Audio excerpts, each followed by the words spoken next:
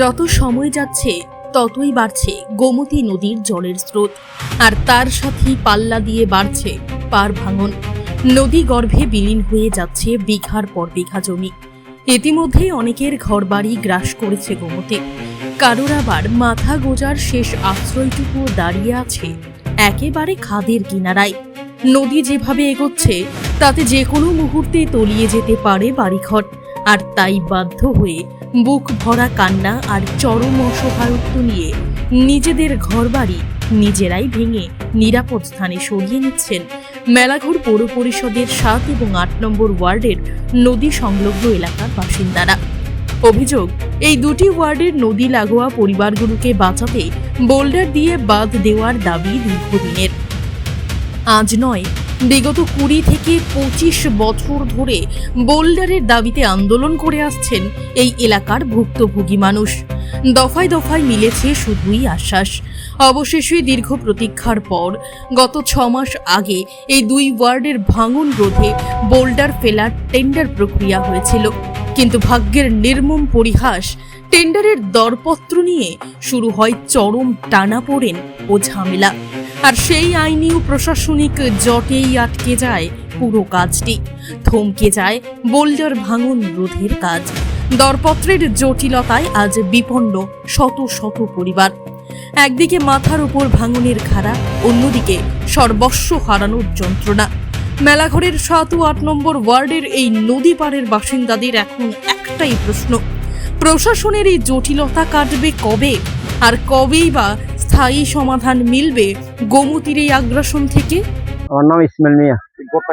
ঘরটা আমার তো মনে হয় আর ১-২ ঘন্টা পরে থাকবে না। এরকম তো তাড়াতাড়ি মিস্ত্রি গেছি, মিস্ত্রি আবার অপেক্ষা আছি আর বাংলা লাগবো বিল্ডিং এরটা। আর আপনার আর ঘর ভাঙা গেছে? আরো ৩টা ঘর গেছে গাঙ্গে। ভাঙে গেছে।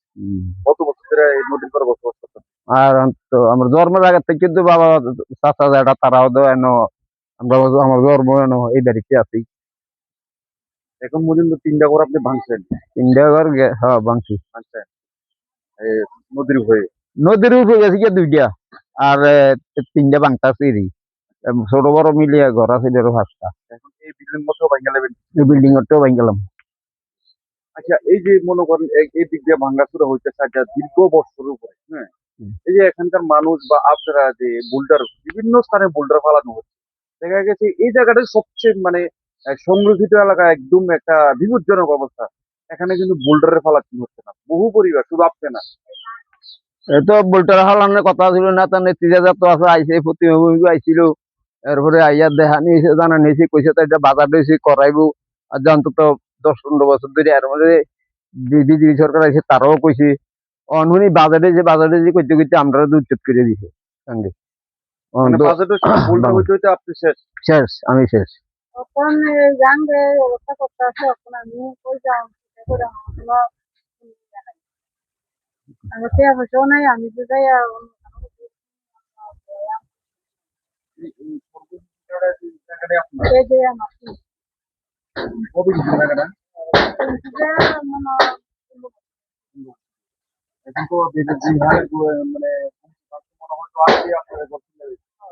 এখন পর্যন্ত আইসিনি বা কেউ আপনাদের জানেনি তারা এই অবস্থা আপনাদের? জানে জল বলে না তারা বাড়ি এই অবস্থা এমন যাই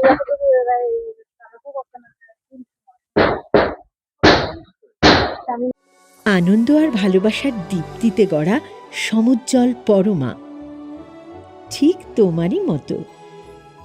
শ্যাম সুন্দর কোম্পানি জুয়েলার্স, আগরতলা, উদয়পুর, ধর্মনগর, কলকাতা।